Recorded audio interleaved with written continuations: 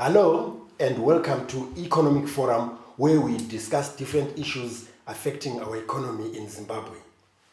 If you'd like to get in touch with us, you can do so on the numbers that are indicating on your screens. Today we have a very interesting topic that we're going to be discussing. Some might think that it has nothing to do with Economic Forum, but it has in a variety of ways. My name is John Masugu, and we've invited Tinashe Mugabe, whose face is quite familiar to many of you. He talks about DNA testing.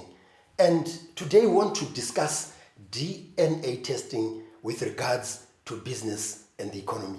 Tinashe, welcome to the program. Thank you, sir. Thank you very much. We always see you or hear you talking about DNA testing as it affects paternity. Now, why are you here on Economic Forum? What is DNA and how does it affect the economy or business environment?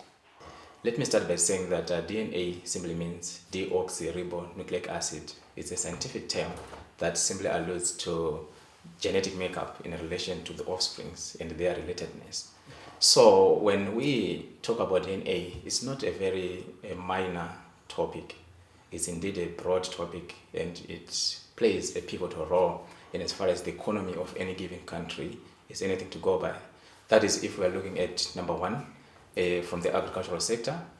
Number two, we can also look at from a social perspective, the well-being, the mental well-being of people that are contributing to the economy. We also talk about the modern changes that we're encountering in the present day. That is to do with climate change. That is also to do with prediction of behaviors, gene mutation, and many other things that are related. So when we're talking about DNA, we're looking at a lot of aspects. We are also talking about from the forensics perspective, when we look at crimes and what is happening in the country, murder scenes, how do we verify, how do we identify parties that are victims, for example, on an accident. So when we are talking about DNA, we are looking at a very broad topic that we might not be able to exhaust. Okay, maybe we can start off with the most common type of DNA. Even the paternity itself is very, very important in business because we've had a number of scenarios in the country where when issues of inheritance come on board, there are disputes in families because so-and-so is not supposed to inherit so-and-so's business because they are not the direct child of that person and so forth. I think we've seen that over many years happening. And I think that's where you come in when that information is made available. So if you can just take us through those stages of the legal aspects of DNA that you usually look at and how they help in the business and economic environment. So the issues to do with inheritance has been prevalent, and many people have found themselves alienated from families that they truly belong to. And when this happens, normally there's squabbles, there's fights in families. So we come there to intervene and give the people the answers that they're looking for, to tell whether this person coming to the family, is this person truly included, or is he or she is excluded from that family. So we are also doing those verifications, and we are also managing to give them the answers that they deserve. So let me say a lot of cases are happening whereby there's these fights. But when we give them the results to say, no, this one does not belong to a family, then things begin to normalize and people gain the peace of mind that they deserve for them to take a step further and also to divide the inheritances of the deceased. While you continue, Yes. Do things normalize if someone is known for many years that he's the son or daughter to so-and-so, and then 30 years later or so, you, Tinashe and company come to say, no, you don't belong to this family, and you're saying things normalize. How do they normalize? Yeah, things they normalize in an abnormal way, in the sense that every person has got an origin and every person belongs to a certain family. So the problem comes when that person is confused. So until a person finds his or her true biological family, that's when that person gains what we call peace of mind. Because there are forced realities that happens whereby one says, I belong to this family, and when you don't belong to that family at all, and you suffer the consequences of you trying to belong there when you don't belong there at all. So it has to normalize, because if you know the reality around yourself, that I do not have a family that I know of, I'm looking for my true biological family, then you are better off than a person who is misplaced, the person who is alienated, a person who is segregated, and someone who does not have the sense of belonging from within to say, I belong to this family. So such people have suffered. They failed to attain education. They failed to excel in life because of the environments that they are in, trying to fit into a family that you do not belong. That is a complete, absolute taboo that has happened ever since. So we are there to correct that, to bring the truth. And only the truth you remember shall set you free. And when you do that, Tinashe, do you also counsel these people so that they are removed from this notion that they belong to such a family, when in actual fact they don't? They would have believed that over the years, and their moms as well as other relatives will be telling them that that is the situation, and you just come after your machines to say you don't belong to that family. All right, thank you. Let me start by saying that we live in a world whereby everything is affecting everything, and our thoughts are forever trying to find form or real identity. So the moment we tell the person that you do not belong here, you belong there, that actually creates a better environment for that person to operate on. So to say that it's a new thing, yes, it is, but we have to take like a close look into the whole case. We do pre-counseling to establish the whole story and how best that person can be assisted afterwards. So there's pre-counseling, there's also post-counseling, and also we have other services like the GPS, that if you feel that you establish that you do not belong to this family, and you are trying to figure out where exactly do you belong to, we can do a further test, which is called the GPS. Okay. Which actually locates your that's part of geogenetics, whereby we locate your geographical background. Okay. Where did your gene originate from, your paternal genealogy? Okay, we'll come back to that, Tinashe, right, in the second segment. Join us again in the second segment.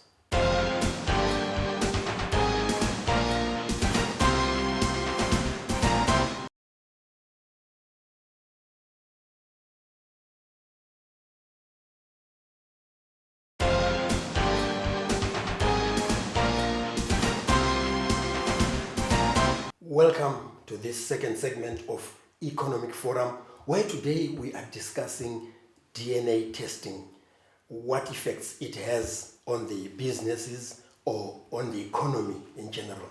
And we invited Tinashe Mugabe, who is an expert in that area, and as I said earlier on, somebody you have seen or you've heard on different platforms discussing that. But today, Tinashe, we are discussing, or focusing on how your work affects business and the economy, and you are still explaining how you do this. Right. I was alluding to the fact that we can also, apart from helping people to identify their true biological origins, we also help them to track where exactly do they come from. That is, their genealogy can be traced from maybe taken from an ancestral perspective. How did they migrate? Where are the forefathers? How did they move down, probably from Nigeria coming into South Africa, then Zimbabwe, and where in Zimbabwe? And when we establish that place, now we are able to track further to see who could be related to this person, so as to identify the true origins of that person. Because many are cases that we encounter from day to day, whereby we have people developing problems that are somehow psychological, but the thing is they do not know where they belong. And that affects their businesses. That affects their businesses as well. Yes. And also their mental well-being, social well-being, and economic well-being. Yes. And as we discuss that, let's look at that aspect as it relates to the expansion of companies. If you're affected, that you're not too sure of who you are. Obviously, as you try to expand your company as an entrepreneur, you're affected. Yes. And also when you're a leader, or when you're a worker in a company, and you have those mental problems relating to where you come from, you're affected. Take us through that. All right, let me start by saying that mental stability is one of the important things that is expected of a person who is in business. But employer-employee wellness has been a major problem worldwide, whereby the people are not well. and when they are not well, their functionality is also crippled, and the product, what they deliver is also compromised. So when you talk about the wellness of people, it is something that is psychological. If someone is well in the mind, then what that person delivers is also something that can be appreciated. So if people have got such problems, the economy actually it does not operate very well, because the hygiene of the general populace of a country determines its success. So emanating from the issues to do with paternity, we are also addressing issues that can also help people that are on a working environment to operate well. It also helps people that are on different environments to function properly and to do proper and well-informed decisions, in their businesses and in their endeavors in the business sector. Maybe at this point you can just highlight, some scenarios, without going into much detail and identity, starting off with the entrepreneur. That a troubled entrepreneur would or business person would normally look like this. Okay. And then we go to the employees and how they can be helped at places of work, because at times people will just ignore these people and they will not go into understanding as to why they are behaving in the manner that they will be behaving. All right, in business, one of the most important things one has got to do is to be able to predict behavior, is for that person also to be able to predict what is going to happen in the near future. So if people are blinded and does not know what's happening tomorrow or the day after or even the year after, then we know that the business is doomed. We have got cases like genetic predispositions. You want to plan also knowing that you are also healthy. So we have cases that we deal with whereby we give you a profile, we give you a DNA report that tells you the likely diseases that are going to affect you in the near future. And you plan accordingly. Whether you are an employer or employee. Or an employee. Then you know now that what am I supposed to do? Because you cannot separate your overall well-being, from the way you function in an organization. You, as people involved in DNA testing and counseling, how do you help the workplace, starting with the employer and then going to the employees? Do you help them to develop new policies, good policies that will also bring in that aspect? All right, yes, like I alluded to earlier on, it all dwells on the wellness in an organization. We have issues to do with paternity fraud, and it's also rampant these days. A lot is happening, and you realize that people does not know what to do because they are forever suspecting due to behavioral changes that are also happening and affecting a lot of people in our society. So when we do that, we actually try by all means to encourage our people to stress problems from their grassroots, to determine what is actually happening around a person, what is determining the behaviors that is being reflected by a person in a company environment. What is it? So they have to share with each other. Yes. Because others are shy to share that kind of problem. And also they are also it's a burden that is also not easy to share. Usually the person carries that burden and does not know what to do. So before the introduction of DNAs, that person had nowhere to go to. But now we are actually conscientizing and educating them to say if they have cases like that, there is a solution that you can also do discreetly, or you can also engage the consent parties and solve your issues amicably. We have got maybe the GM does not believe that maybe the first and second born belongs to him. And that person, imagine he is the one who has got the vision of the organization. The GM is the general manager. The general manager, yes. He has got the vision of the organization. But that person himself is trapped in these paternity frauds and a lot of things happening around him. And he's stressed. So stress alleviation and all the procedures that can be taken to assist that person, it revolves around the ability to exhume the truth and give him the truth that is irrefutable. Then informed decisions can be made. So let me highlight another very important point. DNA is also important, in our corporate world. We have got very sensitive areas like the fire brigade. These people needs what we call genetic profiling, DNA profiling of every person that is dealing with fire. so that in the event of a disaster that one of the employees is bent beyond recognition, that body has got to be identified. So it's also important that corporates that deals with such has got to profile every employee that is coming into their organization. We also have got our soldiers. We also need to make sure that all the soldiers are profiled in the event of a war occurring. How are we going to identify our people? How then do we identify the bodies?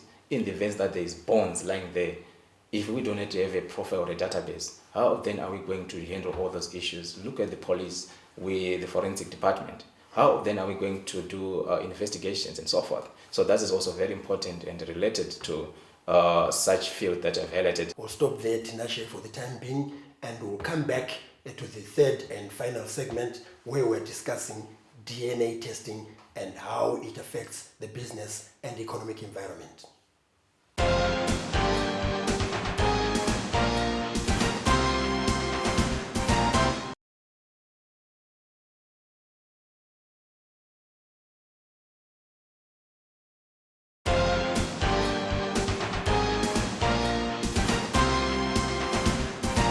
Welcome to the third and final segment of Economic Forum, where we discuss various economic issues.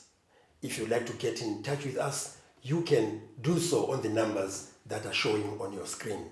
And today, as I said earlier on, we have a very interesting discussion on DNA testing and how it affects the business and economic environment in Zimbabwe. And we've had quite a number of examples given to us here by Tinashe Mugabe, who is an expert in that area. Oh. Let's go on to agriculture. All right. DNA testing in agriculture. Yes, how does it help? Because that's the backbone of our economy. So when we talk about agriculture in relation to DNA, we are simply talking about the ability of us giving information that is relevant to farmers, be it on crop production and also on livestock production. We do what is called profiling of animals, just to determine the pedigree, to determine the genetic traits of an animal, and also to be able to breed it with another animal so that you can have the pure breed that you are looking for. So when you do that, it simply means that you are enhancing using informed information, accurate information on what you want to achieve as a farmer. We also have got issues to do with the climate change, issues to do with mutations, genetic mutations, whereby there is a lot of changes that is taking place in terms of maybe the animals we are rearing. It is being affected by the environment or the climate. But then how then do you do it as a farmer to make sure that you maintain a correct breed that can also give quality meat to the people that are going to consume your products? So you need to make sure that you need to adjust. You need to have DNA profiling done on your animals so that whatever breed that you're going to produce is relevant and can also sustain, sustainable traits to the new environment or to the new climatic environments that are going to prevail in the near future. We have got people that are coming like for the agricultural show, when they have got this pedigree that actually scoops some prizes there, then they bring them for genetic profiling. And they are now able also to sell their animals to different people because they've got a report to say, I have an animal, these are the traits of my animal. So selling becomes very easy when you have got that information. Tinashe, one other thing that is mainly reported on nowadays is stock theft. Stock theft and DNA testing. Is there anything that you help with? Yeah, that's very true. Issues to do with stock theft has been prevalent for the past few years. We have had many cases from all over the country, from Matebeleland, from Mashingo, from Mutare, and many other countries. We have farmers that are complaining that they're having disputes regarding the stocks that they're having. One farmer is saying, this one took my cow, this is mine. We do what is called parentage verification. We take the animals that are in question and then we do the DNA test and to give the reports, especially to the veterinary officers that are involved in those cases, and also maybe to the officers, and also to settle those disputes in a court of law regarding stock theft. So we are able to verify. Instead of you being in jail, we can exonerate you by giving a report if at all you truly did not take someone's livestock. So this is done within the law. It comes through the police and the legal system. Exactly, yes. We have a procedure that we follow for us to achieve that. So there has to be the police involved, the veterinary people involved, and then we do the DNA test, presented back to them, a decision is made. Maybe if it's a court of law, then judgment is given, depending on the outcome. In all these things that we've been discussing about DNA testing, one question still lingers in many people's minds: authenticity. Okay. How authentic are they? All right. DNA testing is 100% authentic, meaning to say that when we do DNA tests, we do what is called profiling. We cannot determine the outcome of a DNA if a profile is not being determined.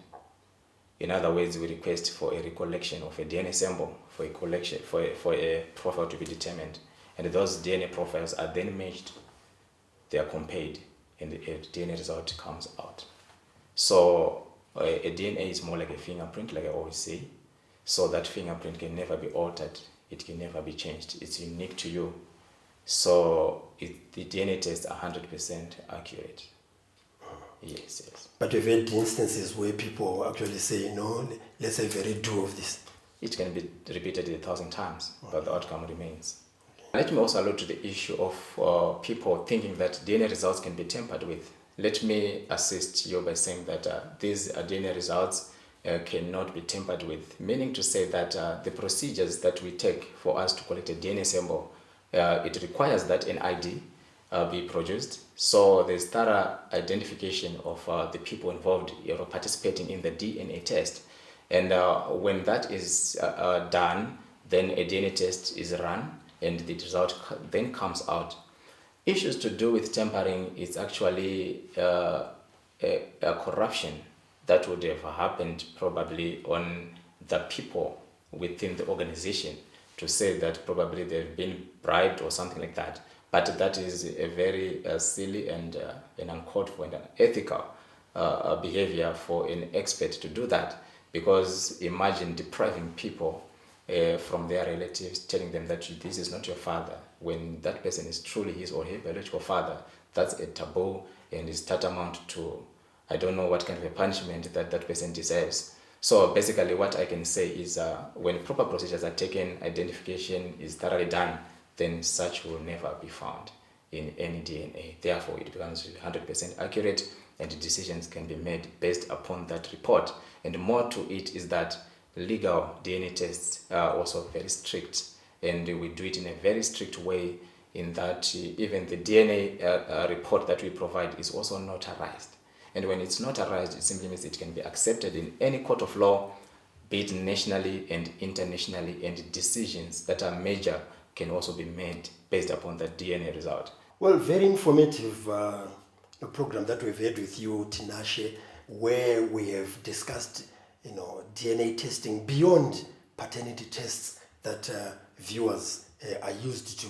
You've given us an insight into DNA testing with regards to business and the economy. And I would like to thank you very much for coming on to Economic Forum.